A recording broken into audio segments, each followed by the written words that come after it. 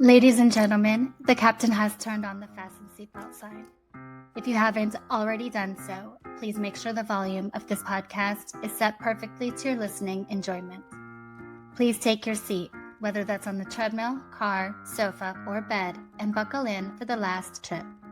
My name is Jamie Beebe, and I'll be your tour guide, recreating someone's last days in paradise. On behalf of myself and everyone behind the scenes, please enjoy the Last Trip podcast. And because nobody likes a long flight to get to where they want to be, let's prepare for takeoff.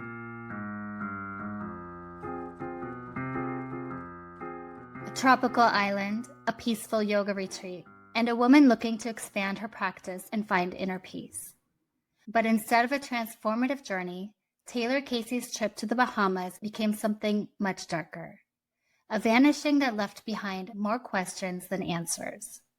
On September 18th, 2024, we released episode 45, The Disappearance of Taylor Casey. In that episode, I walked you through the timeline of events and shared the details investigators made to the public. If you haven't listened to that episode yet, or if you need a refresher on the case, I highly recommend going back and listening first. It will give you the full context before we dive into today's conversation. On June 19th, 2024, Taylor, a 41-year-old yoga enthusiast from Chicago, was attending a certification program at the Sivananda Ashram Yoga Retreat on Paradise Island. She was last seen that evening, but by morning, she was gone. No one knew where she went, no one saw her leave, and no explanation has ever surfaced. The only clue? Her cell phone, later discovered in the ocean. What happened to Taylor Casey? Did she leave voluntarily? Or did something far more sinister occur at this seemingly serene retreat? Her mother, Colette Seymore, has raised concerns about how the case is being handled and is desperate for answers. Today, we'll be speaking with Colette and Taylor's friend Emily to learn more about Taylor. What made her so special? And why those who knew her best aren't satisfied with the official story. They'll take us through the timeline of events, the latest updates, and the theories surrounding Taylor's disappearance. Could the truth still be out there? And if so, why hasn't it come to light? Let's dive in.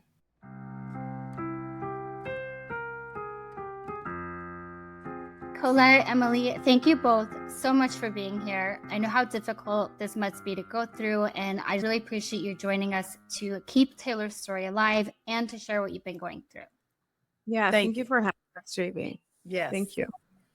Can you start by telling us about Taylor? What was she like as a person? Just a loving and caring person and just smart and brilliant. Taylor just loved people. Taylor loved people, cared about people. And Taylor not only felt that way, Taylor showed you that that's how Taylor felt about you. Her love was just amazing. I have numerous kids and I don't have a favorite, but Taylor is my child that really showed me that she loved me and she loved others. She loves family. She loves friends. She's an outdoor person, loves nature, like doing things, loves yoga. That's how Taylor wound up in the Bahamas, trying to become an instructor and to come back and teach people yoga and teach us moves and things of that sort. Taylor's just a caring person. Taylor loves to help people, especially the youth. Taylor loved to help the youth, worked for Broadway Youth Center and a couple of places, and just taught the kids how to be themselves, love each other, reach their full potential. What were some of her passions and her dreams? The yoga, family, friends, just uniting the family, us all coming together in unity. And Taylor just loved people who are authentic, love being herself. Taylor felt like you should just be able to be yourself around anybody, and that should be accepted. And Taylor was also really into personal development and leadership. Tay worked for Landmark, which is like a personal development and leadership company Taylor worked for them for multiple years and then also was planning to lead a workshop when she got back from the yoga training. Taylor also was very serious about justice, and a lot of that really resulted from her own life experience, also her experience of working with queer and trans youth through the Broadway Youth Center at the Chicago Freedom School. So Taylor's always been an advocate, and Taylor's been my best friend for over 15 years. I know there's been times where Taylor has fiercely advocated for me, our friendship, how people talk about like a ride or die. Taylor was definitely my ride or die. Taylor is the kind of person who will always show up. Taylor always showed up for me, was always there. And the majority of the time, we just were really just like friends are. We were really concerned about what fun thing were we going to do that weekend, or what was happening in our relationship life or our dating life. Taylor and I have been so close that really Taylor is family. I remember that the first time that Taylor met my family was at a family wedding, my cousin's wedding. And it was a little bit stressful because the family was also planning the wedding, and the wedding was at my aunt and uncle's house, and personalities were really on display. And Taylor was so happy that Taylor was there with me, because Taylor was just taking everything in stride. And really at that time also got to know my siblings. I have a brother and a sister, and Taylor got to know them, and they consider Taylor a sibling. Also throughout the years, I've gone to Taylor's family functions and met all of Taylor's siblings. Of course, Colette and Taylor's dad, all the nieces and nephews. Taylor, in my life was definitely my best friend, the person who knows the most about me.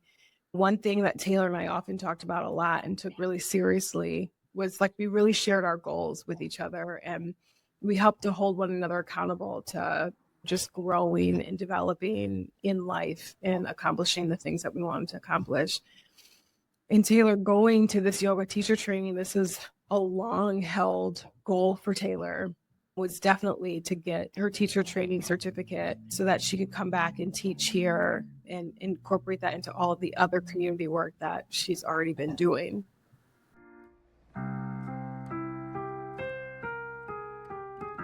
When I did the first episode and I was reading about Taylor, she reminds me so much of some of my friends.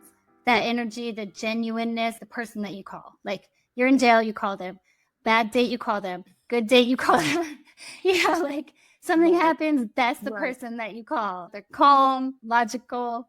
She seems so loved, and by so many people. Yes. Yes. Seems like the whole town knew her. Yeah. They did. Yeah. She loved everybody. It's just so hard. It's so hard just being here without Taylor, especially during the holidays. That was just the worst time for us. Really, I mean, because the holidays, Taylor took control of the holidays, called me up, Mom, what are we having for Thanksgiving? And start making the menu in August. And I'm like, Taylor, Thanksgiving ain't even here yet, but Taylor loved holidays and being with us and swapping gifts and just loving on each other.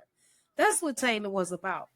Love, just loving on people, letting people be themselves, and us loving back on Taylor. And it's so sad, just so sad. So sad that Taylor's not here for going to a yoga retreat to try to become an instructor, and all of a sudden you just vanish and nobody knows nothing. This is really hard. It's really hard. How did she get into yoga? Just liking to stay fit. Taylor is always a fit and active person, like to be outside. And then I guess the older you get, your bones might ache a little bit. So Taylor would look for things to help with that. And it was yoga for Taylor. In the beginning, Taylor was just doing it. But then Taylor realized how much it's helping her body and how fit she was staying. And it was good. It was good. She wanted all of us to do it. She was supposed to come back here. And I was going to learn some moves, basic moves, just to get moving like Taylor always tried to get me to do. To go that far in yoga, you have to be dedicated. And Taylor was doing it for 15 years before she went to the Bahamas. It's such a mindset too. It really shows the type of person that she is, that love, that genuineness, the evenness, the calmness, that kind of thing goes along with that love of yoga and being healthy and wanting everyone around you healthy, helping people. Yeah. Yeah, and I think it was also really the spiritual aspect of yoga that was a big part for Taylor doing the teacher training, because the teacher training is intense, and Taylor knew that and was ready for that, because she was also really at a point in life where she was wanting to deepen her spirituality, where she was not renewing her commitment to religion, but coming into a new chapter of religion and spirituality. And so that also was a huge part of Taylor's practice, and then also her purpose of going to the teacher training. Had she traveled a lot before, traveled solo, gone to other countries? Was she adventurous, cautious? Yeah, pretty much. She would travel with people too. She's traveled with Emily, but Taylor didn't have a problem traveling by herself. Not at all. Even when I mentioned it, you going to another country, Bahamas, by yourself? And Taylor's just like, Mom. Yeah, it never bothered Taylor to travel by herself. So she was pretty experienced and knew how to handle herself in other situations, other cultures. Yeah, Taylor and I had gone to Jamaica together in 2022. We didn't have any issues, no run-ins. We had a great time, a wonderful time, eating good food, being on the beach, going to some of the touristy things like Rick's Cafe. And we had a great time, just like anyone should on vacation. And Taylor has traveled to other countries with other friends and also by herself. The thing is that at a yoga retreat, that is exactly where women in particular travel alone, because that's where they will be safe, because they have to register. They can eat on the property. People will know if they're there or if they're not there.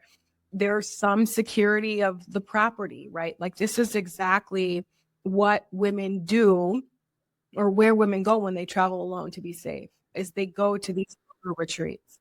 I say traveling solo, but she wasn't, because she went there, but she was there with a group that knew who she was. She paid to be there. She had a place to stay. She was on a specific resort area with other people doing group activities the entire time. It should have been safe. Exactly. Yeah, exactly. It should have. And Taylor adapts very easily. Taylor does all sorts of things. Taylor does museums, art museums, opera. You can find Taylor anywhere. And I'm like, you there by yourself? Yes. Yeah. But Taylor just was diverse. Just give me some of everything. Give me some of everything.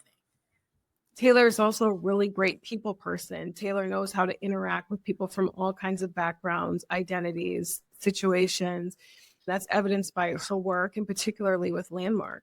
When Taylor told me that she was going to this yoga retreat, I was not concerned for her safety. I thought it was a wonderful opportunity.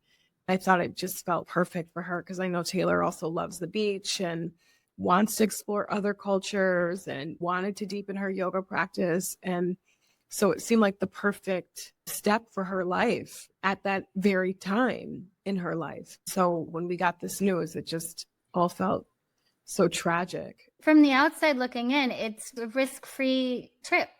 Can you walk us through what you know about the days leading up to her disappearance? How she was fitting in? Was she meeting people? Was she enjoying the food? What was she telling you about it? Yeah, Taylor called me a lot. And when I went there, when I got there, I was extremely distraught and sad and everything. But being at that, it was so beautiful. I know Taylor just loved that place. That was Taylor's Paradise Island dream place. That's how I know Taylor would have never left there on her own. That's why I just believe something happened, something bad happened. Because Taylor would have stayed that full time out, became an instructor, and came on back home to live with me. Taylor was coming back to live with me eventually. She called me on the 18th. Well, she was calling me during the week and she called me one day and said, Mom, this is hard. But I got the sense it wasn't hard like yoga is hard. It was something else, but Taylor wouldn't tell me that. And I just got a feeling that whatever it is, when I hung up, whatever it is, she didn't want me to know because, you know, she's away and I'm here and she didn't want me to worry. But it was something in that last phone call that she gave me and said, Ma, this is hard. And I got sad. I'm like, what's hard? And then we were at Great Lakes somewhere on a vacation ourselves. So she cut the call really short, you know, because she didn't want to disturb us on vacation. I was on vacation with the grandbabies. It was something about that retreat that I sensed that wasn't going right for Taylor. And I don't believe it had anything to do with the yoga, because Taylor loves yoga. She was sending me pictures of her in the water at the beach, you know, just right in her element. Taylor was right at that place. Taylor was right in her element.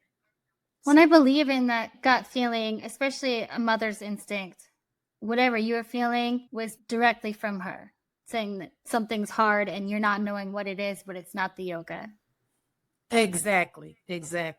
But Taylor wasn't going to tell me because Taylor didn't want to worry. When did you first realize that she was missing? What was your initial reaction? It's obviously a shocking thing, and no one is ever prepared for what to do in a situation like that. What did you do? When the lady called me on June 20th, because Taylor went missing late June 19th, she called me and goes all nonchalantly, have you talked to Taylor? This is the yoga retreat calling me, asking me have I talked to Taylor. Why? So I got real on edge. I said, what you mean have I talked to her? Taylor's there in the Paradise Island at your yoga retreat. And, Taylor missed a couple of classes. And we were just wondering. I said, well, that's not like Taylor to miss classes, you know, because Taylor loves yoga and that's what Taylor was there for. So I said, that's not like Taylor. I said, so did y'all report her missing? No, we were going to wait till after dinner. You know, she missed a couple of classes that day. They have so many classes a day. We're going to wait till after dinner and see if she comes to dinner. Then if she doesn't come then, we're going to go and report it. I was in shock.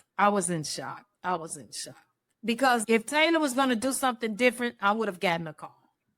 Hey, Mom, I'm not going to be at the retreat no more. You know, I'm going to do this or do whatever. And then they went around 9:30 that night, 8:30, 9 o'clock, and reported Taylor missing. And we haven't heard from Taylor since. It sounds like they were so nonchalant about it. And that's the part that shocks me. If I was running a yoga retreat and somebody didn't show up, they're staying there, where are they? Those are alarm bells going off. Yeah, definitely.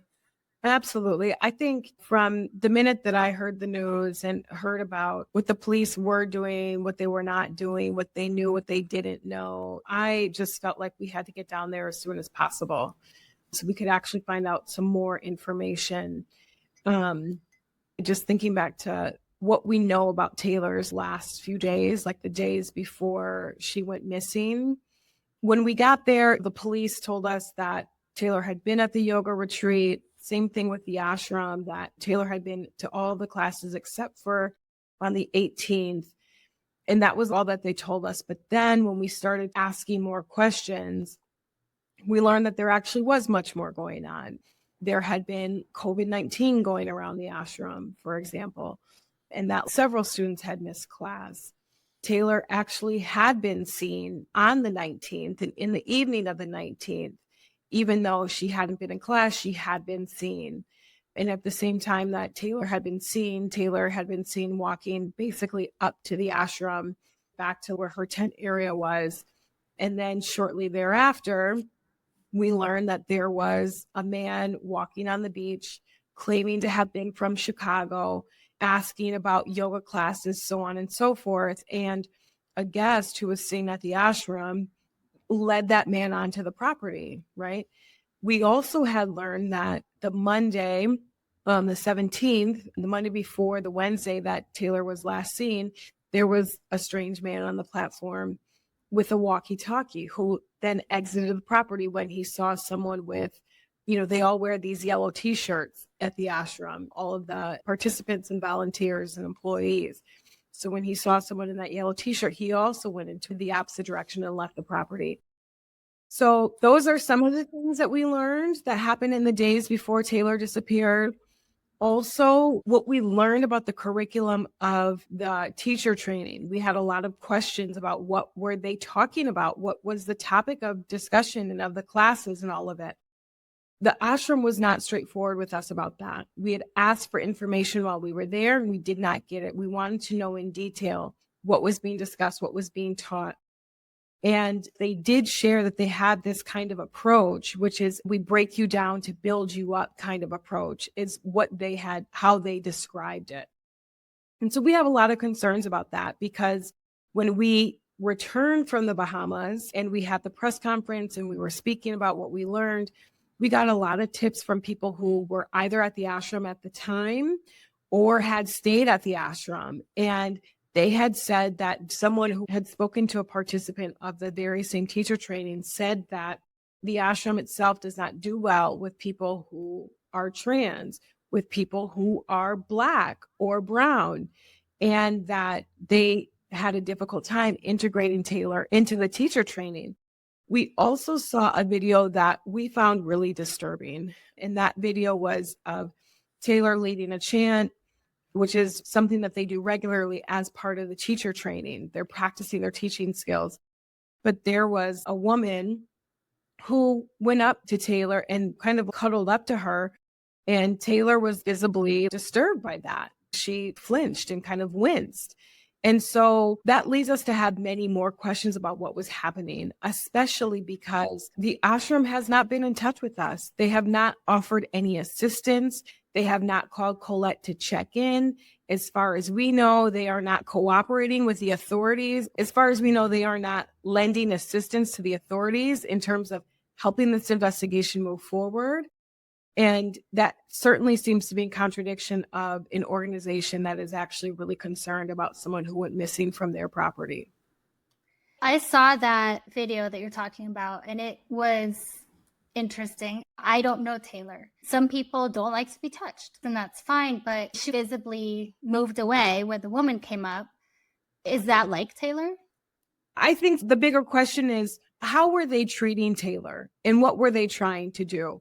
Because the way that we understood the purpose of leading the chants is so that everyone can get individual practice. So why was that woman up there in the first place?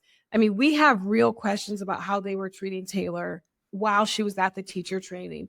And that seemed to be evidence of that. Were they antagonizing her?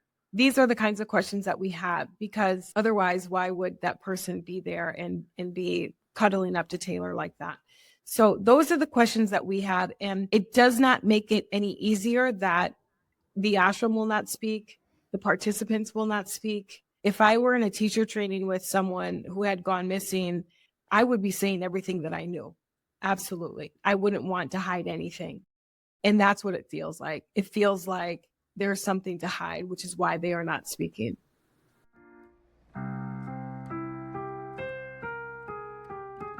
It shocks me that they are coming forward with every ounce of information they know, reaching out constantly, doing what they can to help in the search. But not only are they not helping, but they're almost hindering. They're not giving out any information. It's right. It seemed very cult-like to me. Mm-hmm. And they've had claims of abuse, many of them, over 200 claims of abuse, the Sivananda organization. And that location in particular, someone else, another American, went missing about 10 years prior. So these things raise big questions. In fact, once we returned, they essentially threatened to sue us if we continued to talk about what happened. And so that's the very opposite of being supportive and of helping to actually find someone who went missing from their organization. Hannah, who called me and told me that my child was missing, I was like, well, when the last time you seen her? She was like, after dinner. And then we kept on talking. And then I must have asked her again, when's the last time you seen her? And she's like, oh, well, we didn't really see her. It was like 10:30 at night. Oh, well, we really didn't see her. The person in the neighboring tent said they heard her unzipping and zipping the tent, unzipping and zipping the tent. and turning on and off the fan. And I'm like, wow, what do you mean by unzipping and unzipping the tent? That's what it said. That's what he said. So you really didn't see her before she went missing. You really didn't see her, but you told me earlier that you did. And now you're telling me somebody else heard her and didn't see her. And we found that to be common, that the story changed. How long was it until they found her cell phone? And I know that was a big clue, pretty much the only clue that we have. What happened with the whole cell phone situation? They didn't find her cell phone. My granddaughter had, right after I hung up with the retreat telling me my child is missing, I went to Taylor's siblings' house. And my granddaughter was like, oh, Grandma, let me ping Taylor's phone because I got her on the location. So she pinged it. And man, that's when I really broke. She said, Grandma, Taylor's phone is in the Atlantic Ocean. And I said, what? So we looked and it was in the Atlantic Ocean. So I called them right back. And I said, my child's phone is in the Atlantic Ocean. And they said, oh, okay. So I told them. They never knew it. They never found it out or nothing. It was my granddaughter who pinged her auntie's phone. And it was in the Atlantic Ocean. And they didn't go search for that phone until 4 days later. After I told them that the phone was in the Atlantic Ocean, I sent them the map of what my granddaughter showed me and everything. I sent them that, and they didn't go till 4 days later to get the phone. So it was in the water for 4 days. What did the authorities do? It is difficult to search for missing person in another country because different countries have different ways of doing things, and that's just how it is. But how did you feel that the authorities were doing over there? Terrible. I don't think they were doing what they could have done or should have done. They were very lackadaisical about the whole matter. They were so lackadaisical and wasn't doing what they were supposed to be doing. They were trying to focus on my child being transgender more than finding my child that's missing. Taylor never tried to hide who she was or nothing. Everybody pretty much knows Taylor is trans. It wasn't a secret. But, watching the news and hearing the news and being on the news, I just didn't figure I should have mentioned that in the beginning. Everybody was going with she and she and that, and, just going with the flow, which was cool for me because the focus wasn't on that anyway. It's about finding my child. But then when I seen how non-caring, how they were about the case and taking their time to do this and do that, I said, wait a minute. Like I said on the news, my child had 2 strikes, not just being Black, but being transgender. So I got that feeling that they had some transphobia or something, Nobody cares. Nobody what. And then that's why I said, let me say this. Let me just bring it out on the news. But it was never like trying to be hidden or a secret. The authorities missed some obvious steps very early on. It's things like taking before pictures of her tent and of all of her belongings, actually logging everything that was in her tent, taking fingerprints of her tent. I mean, that would seem obvious, right? Also, to Colette's point earlier about the transphobia, it seemed that they were much more trying to focus on Taylor's potential personality quirks or what could have been going on in Taylor's life before even coming to the yoga retreat, more than they were focused on capturing details about what anyone may have seen or have learned anything suspicious. It did not seem as though they were trying to find out exactly what happened to Taylor. For example, they didn't even review the CCTV footage of the neighboring Atlantis hotel. They did not even make a broad announcement of that island or even of the ashram to find out what anyone could have seen. So they could have reported, they could have put 2 and 2 together, like, oh, this person's missing. Wait, did I see that person with someone yesterday? They did not even do that. So there's information that they could have gathered that they didn't. Also, this has been a glaring omission for us. They did not question or interrogate the participants or the people at the ashram. What they told us is that they collected statements. They collected statements about who Taylor was or how Taylor was being in the teacher training, not about what could have happened or did they know anything? Were any of them involved? Those kinds of questions weren't asked. And that for us is a glaring omission. From the very beginning, we have one purpose, and that is to find Taylor and to bring Taylor home. And there is nothing else. And it felt as though we were the only ones who actually had that mission. And that was quite disturbing, being with the cops and however many cops there were, being at the ashram with the leadership, the participants, the guests. It was quite disturbing that it felt like we were the only ones who had that purpose in mind. Did you feel like they were not working hard and trying to blame other places because they're worried about money, tourism, things like that?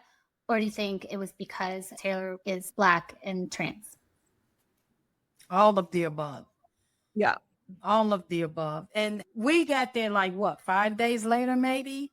And not one poster. We were in the Royal Bahamas Police Force.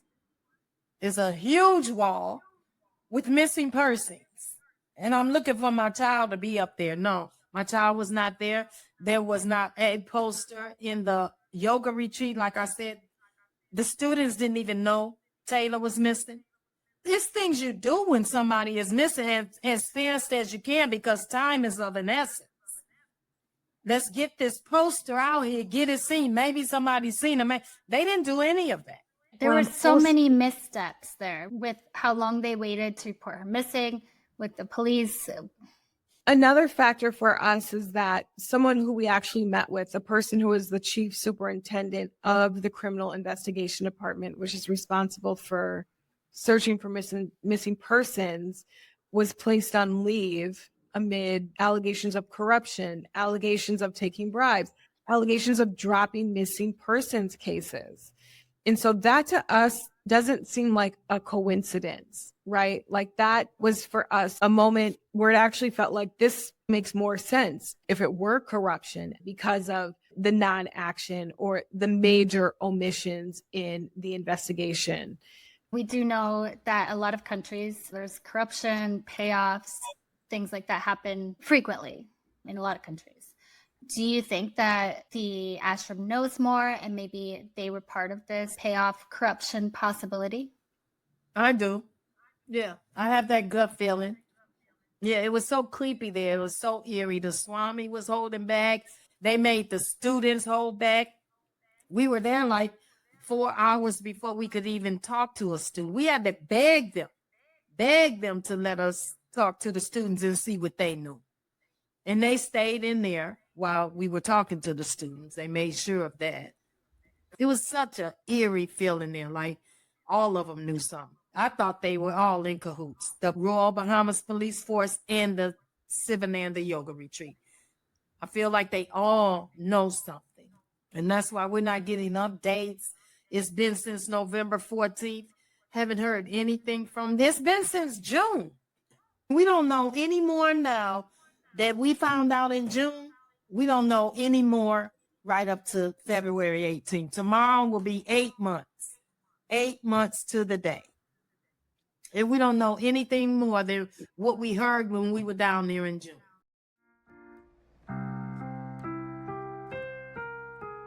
What was it like for you going there? Horrible. They're horrible. I cried, just landed. I'm just crying like a baby. And then we're walking through the airport and they're standing there with a sign talking about welcome Colette Seymore. It made me so angry. Don't welcome me here in the Bahamas unless you have my child standing next to you. This is not a welcome to me. It felt horrible going there and seeing the signs made it worse. Normally, I would probably feel good. Hey, they got my name called. No, there's nothing about this welcoming. Nothing about this is welcome. Where's my child? So I felt extremely horrible and angry and mad and just everything. Did you feel like you really had to push them once you were there to pay attention, take you places, do their job? I couldn't do much of nothing. I was just too outdone. And then to be over there, but Emily, yeah, she got him on the stick. She got him on the stick. She made him answer questions. I mean, she was just awesome. Awesome. And then they had us in a room with like 18 people. I just thank God that Emily was there. Emily pretty much handled all of that because I was shell shocked. I'm just in there sitting around watching all of y'all. You need all of y'all in here, and y'all ain't letting me see the person I want to see is Hannah. I wanted to see the young lady that called me up on the phone, told me she walked around for 3.5 hours looking for my child. She was the first one. No, I wanted to talk to her, and she was there on the premises, and they never let me talk to her. She never came. They sent everybody but her and the neighboring tent, George, who heard the tent zipping up and down. We couldn't talk to either one of those people. Emily, how were you able to take control in that situation with the police and with organizing things in another country? Was it primal, or do you have experience in dealing with authorities? Number one, I love Taylor deeply. Taylor is my person and my best friend. So I will always fight for Taylor. And that has always been the case. So that's one. And two, yeah, I do have some experience of working internationally in political spaces with authorities, with government officials, all of those things. So I do have that in my background. And some of it also is basic logic. Your details aren't adding up here, number one. So let's get these details straight. Is it this or is it that? You're not going to tell me both things and have that fly. Number two, there were a fair amount of biases. And so again, naming those things, like, let's get this straight. What is this really about? And then we had to insist that, no, we will be going to the ashram. We will be talking to them. We want to see what you all have done. If you all say that there was a sniffing dog who picked up Taylor's scent, you're saying it's close to the beach. We want to see how close to the beach it is. We did have to insist on those things. And some of that is primal, because when it's your loved one who is missing, there's some things you just cannot accept. We were very much in that position. And unfortunately, in the best case scenario, we would have met with detectives who gave us an honest briefing. And I think this probably was like the number one sign for us, is that they didn't have a clear idea of next steps. It was like they wanted to just present us what they had, which was very little. It was lacking, seriously lacking. And then they just wanted us to accept that and say that we were satisfied. And there was no way. There's no way that we were satisfied with what they presented. So yeah, some of it is primal, just about loving someone. When you love someone, you're not going to just settle for anything, for breadcrumbs or for a lackluster investigation. I wouldn't even have called it an investigation at that point. From what I learned about the case, it really does seem like you guys made your own investigation. You really found the most information and tried to put everything together. What were some of the clues that you found? What did you find within her tent? I know there was a boat ramp near where her cell phone was found. There was a guy on that boat. How did her phone get there? Have you been able to put any of these clues together into something? We haven't been able to put it into something, into like a cohesive narrative about what may have happened. We have ideas, we have theories, we have things that we think are more probable than others. And that's why it would be really helpful if the police in the Bahamas were doing an actual investigation, right? If they were actually requiring people to talk to them. And for instance, the boat driver or the dock off the property of the ashram, there's guest housing and there's staff housing right near the dock. If there was a boat that came up, someone should have heard that, right? So it'd be really good if there could be those kinds of questions, as opposed to these theories that are actually pretty improbable. We feel quite confident that Taylor didn't throw her own phone into the water. It would make much more sense that it was a crime of opportunity, that someone had misled Taylor or coerced Taylor or forcibly took Taylor onto a boat and then threw her phone into the water, because the phone obviously could track them the location. That seems much more probable than Taylor threw her own phone into the water and then left the ashram of her own volition. I mean, that makes zero sense, right? Do you know if her phone was, how far it was when you got to go there and see? Was it something where someone threw it from the edge, or was it more like you were in a boat if your phone was all the way out there? Yeah, it would seem like you were in a boat, because they said it was 50 feet out from the dock. You mentioned the guest houses and things. I had read that there were some empty, abandoned houses, possibly a party going on, not to do with the ashram, but right next to it, close by. Possibly some criminal activity was going on. Do you know anything about that? Were you privy to any of that information? We received that information through a tip of someone who was staying at the ashram at the same time that Taylor was in the teacher training and then also had disappeared. This was also really interesting because the person was saying that there was what they refer to as a mansion on the other side of the ashram. When we were there, we were told that it was unoccupied, right? That no one was there. But when we received this tip, they said actually it was like a party. People were coming and going. This is what they said, that they were coming and going in a boat. It seemed as though they were carrying cargo in and out. Again, that's another omission, right? That seems like obvious, important information. It's something to follow up on. And to our knowledge, the police have not done that. They did not tell us that that was part of their investigation.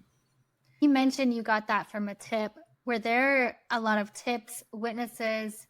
I read a few things online, mostly about the ashram, disturbing things from people that had been there. I'm wondering, were there other witnesses and tips that came out that pointed in any specific direction or made you think anything?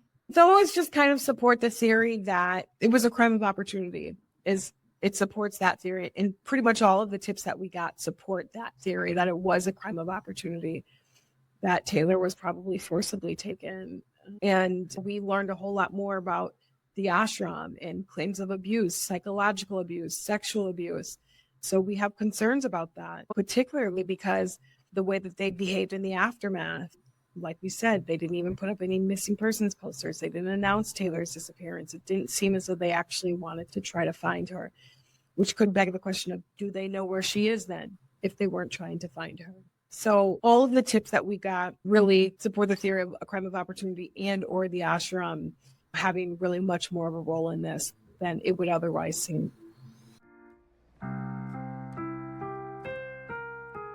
In any missing persons case, people ask if the person may have left on their own volition. They wanted to start a new life somewhere, which really doesn't happen. It's very, very, very rare for somebody to go start a new life somewhere. It's extremely difficult, and it's just not a feasible thing that people go out and do. Has she ever been sighted? Is there any way that she's out there somewhere kidnapped? Any witnesses came forward? Any tips that have sighted her since then? No. Taylor was happy here in Chicago. Taylor was happy with her family, her friends. Taylor was living the life before Taylor went to the Bahamas. Yeah. I just feel like if Taylor is still alive on this side of the earth, that something is wrong, because Taylor would have contacted me by now. Taylor's a smart girl, brilliant, intelligent. Taylor would have contacted me by some kind of way. Taylor would contact me and let me know that Taylor's okay. Yeah, I just got the hunch Taylor was abducted, kidnapped, whatever you want to call it, against her will. That's the only reason Taylor's still over in the Bahamas. Because if Taylor had done anything else differently, wanted to go, move on, doing it, Taylor would have told me about. It's something that's always talked about in missing person cases, but it's 1 in a million. It doesn't happen. It's not a realistic thing where somebody goes off to start a new life. It's not a realistic explanation for somebody leaving almost 100% of the time, but it is something that's talked about. Have the U.S. authorities done anything? Yeah, senators, the Illinois senators have been especially helpful, Duckworth, Durbin, and so we've really appreciated that. They've really been strong advocates for us and for Taylor. But overall, in terms of the FBI's involvement, we feel as though they need to be much more involved. Same as how we felt about the State Department. They told us that the U.S. has a great relationship with the Bahamas, yet they didn't leverage that relationship to encourage the Bahamas to do all they could to find Taylor. Those are the kinds of things that if the U.S. government wanted to get behind actually finding Taylor, they would have found Taylor by now. We just feel as though there needs to be more. We really appreciate what Duckworth and Durbin have done and how they have shown up. And there needs to be more. As we've said from the very beginning, the FBI needs to lead this case. For whatever reason, the police in the Bahamas are not doing it. right? And it's now been 8 months. We knew that when we set foot on that island. We knew that they were not doing the investigation and they were not doing enough. And now 8 months later, I don't know if anybody needs any more evidence, but they are not doing enough on this investigation. We know that when a white woman goes missing, every resource is deployed and they have answers maximum in 2 weeks, right? We just saw this with Hannah Kobayashi. They last saw her traveling, crossing into Mexico. She's been in Mexico, and yet they were able to put her in contact with her family. Same thing is true with countless other white women. And so we know that they have the resources and that they can find Taylor. We want them to have the will to do so. Do you know if the U.S. has gone over there at all? The government, the FBI, the authorities, have they physically gone and looked at all? The legal attaché in the embassy in Nassau has done some work with the police in the Bahamas. At first, mostly she's had observer status at the beginning, but she was not leading the investigation. And then also the Bahamas have asked for assistance on 2 specific things, cadaver dogs, for example. And so the FBI then has, the legal attaché has facilitated those things. But this is why we're saying that's not enough. We need a very skilled investigator to lead this investigation, to take it over, because we're confident that Taylor can be found and that Taylor is alive. Have you looked into getting a private investigator, which I know is very difficult? It's not as easy as saying, hey, get a private investigator. Is it something that you've been able to look into or do at all? Yeah, absolutely. There's a little bit of a misnomer about how private investigators work. Private investigators aren't going to just go down there and be Sherlock Holmes on your behalf, right? They do these things, which is like building relationships and local relationships and those kinds of things. It doesn't necessarily hold up in a cross-cultural context when there's quite a bit more at play and there's not yet enough information to really put together another case, essentially, if you're only going to use what the police have already collected. We're not ruling that out at this point, but we've had enough engagement with private investigators to know that they're not necessarily going to be the quick fix that we would all hope and we all need right now. Like, private investigators are not like you see on TV, and it's expensive and it's difficult to find a good one. Because you were there and you saw the setup and everything, what was the water like? How close was she to the water, her tent, or were there big cliffs, anything like that where there could have been an accident? you know, not an accident, right? It's not like Rick's Cafe in Jamaica where you could just fall off and the water could be really choppy. The ashram is situated, there's like a long beach, really beautiful beach on one side, and then there's a port on the other side. It's like a harbor on the other side. And so it wouldn't be like a freak accident.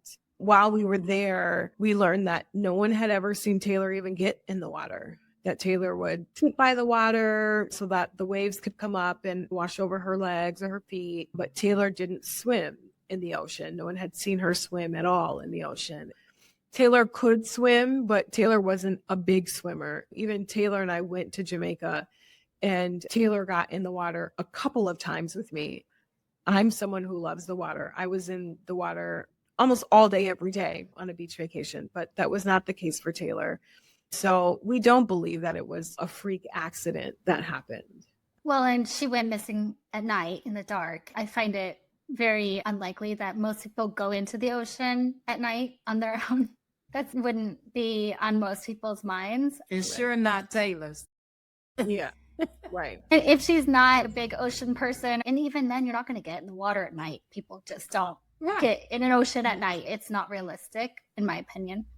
Right, it's not. There are a lot of theories out there online. I'm sure you guys have read them, looked at them. Where are you at right now with your theories? And what is there that anyone out there can do to help? Like, we need more people to call the senators. What can people do to help you get the best possible result? Yeah, that's what we need. But I just want to say, they had a cockamamie story about Taylor being in the water at midnight, with some green pants on and a shirt, and was all discombobulated and climbed back up on the, just malarkey. I read something about like she loved to swim, and so she went swimming in the middle of the night. but there are things in the water. No one goes swimming in the ocean. I could be wrong, but I don't know anyone that wants to go swimming in the ocean alone at night. We need people to continue praying. Just continue praying for this situation. And we need people over in the Bahamas to come forward. If you know something or you know anything or heard anything, we have that reward out for $10,000. And if you just know, I'm just asking the people to have a heart. Know that this is a human being missing. It's my child. It's Emily's friend. Just think if it was your family member or your friend or whoever was missing. Please do what you would do in that situation. Please let somebody know the Royal Bahamas. We would rather them contact us directly if they do know anything. We have information out there on the reward poster and things like that. And we do need people to call the senators. We know the election just happened, so everything is disarray and everything, but we do need the people to call the senators and ask them to help us, to invite the FBI into this case and look for this human being, wonderful human being that's missing, that served for our country and would like to be home with her family.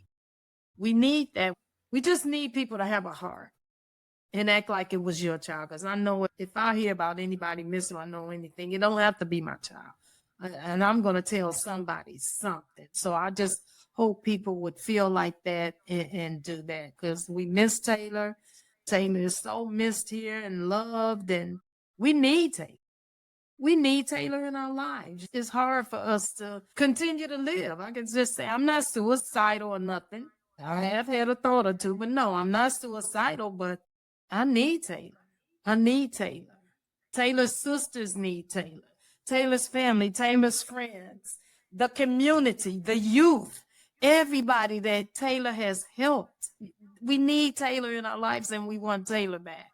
If someone's listening and they know a participant who was at the teacher training, we would ask them to encourage those participants to talk with us, to share what they know, so we can put some information together here and find Taylor. We have one goal, and that's it. We're only doing this because we love Taylor and we want to find Taylor. There's no other reason. We don't have it out for anybody. We just want to find Taylor. And so if you know someone who's at that teacher training, encourage them to talk. And I would also say, yes, please do put pressure on the senators to utilize every resource they have to find Taylor, and then also to donate, because this is very expensive. It's attorneys, it's private investigators, it's going to the Bahamas to actually meet with the police there. No one plans to have their loved one go missing, and this should not happen. And it is a major expense to keep this going and to do everything that we need to do legally to ensure that there is accountability and to ensure that there is an investigation. And people can find the donation link at the Find Taylor KC Instagram page. And I'll put all of those links in the show notes for anybody that's listening that wants to go in there and donate, write to the senators. One other thing is just that awareness that Taylor's missing. Post her photo. Share her photo, post her photo. This woman is missing. Let's find her. The more that it continues and continues, and it can keep growing, because I know it's easy for cases to go cold really quick. And we do not want that with Taylor. I think one way, the easiest thing, it's so easy just to post her photo and, hey, this is Taylor, she's missing. That's the easiest thing anyone can do. People post photos all the time, and just keep pushing that awareness forward. Call your journalists in the area. Hey, let's do a story. Let's do this story. The more that the media can get involved, the more that people can share it, I think is also just super important. Definitely donating, because it is extremely expensive when someone goes missing in another country. It's unfortunate, but it is very expensive. And another thing is, we even got a tip one time, and one was like, well, I know who got your child, and whoever got him, they dressed him up like a man. So now they cut his hair and he looks so, I'm just saying this to say Taylor could be looking different. If somebody's trying to disguise Taylor and Taylor's not looking like the posters we put up and stuff, Taylor could be looking like a man now if somebody's trying to humiliate Taylor or anything. I just wanted to make that point. The look could be different now. We don't know. And that is something that could easily happen. People will change someone's looks in order to keep them hidden and not as noticeable.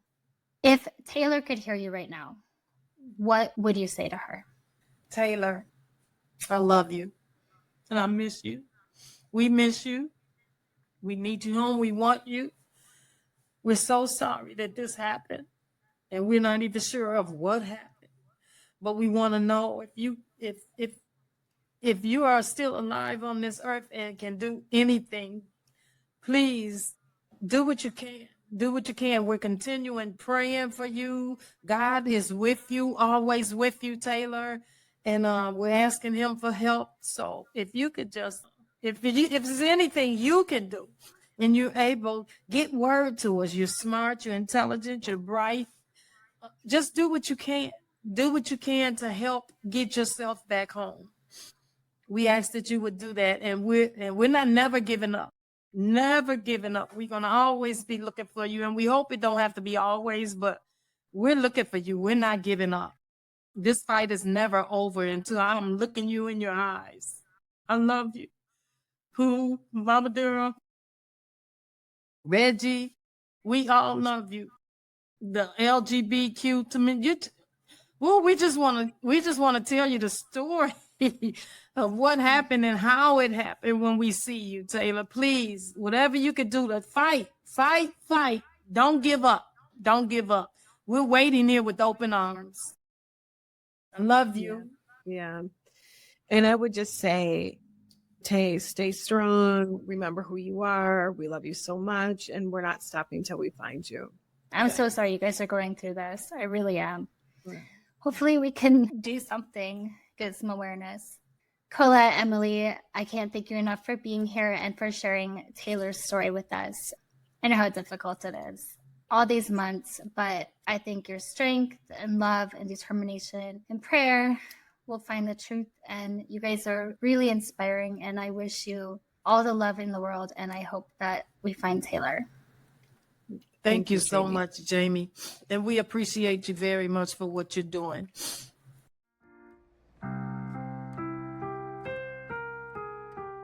Taylor is so much more than a missing person.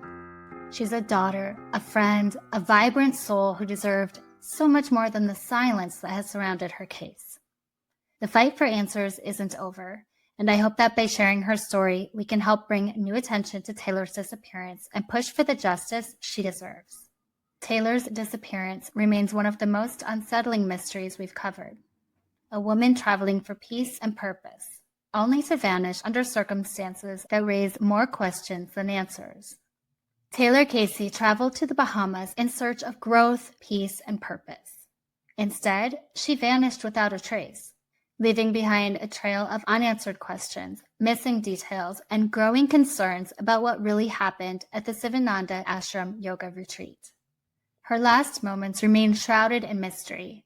No clear witnesses, no official explanation, just a single clue, her cell phone found in the ocean. What we do know is that her loved ones are still searching for answers. They have fought tirelessly to keep her story alive, to push for a real investigation, and to demand justice for Taylor. But they cannot do it alone. If you have any information about what happened to Taylor Casey, no matter how small, please come forward. There is a $10,000 reward, and someone out there knows the truth. Thank you for joining us for this episode of The Last Trip. We'll continue to follow Taylor's case, and we encourage you to share her story, keep the conversation going, and help bring her home.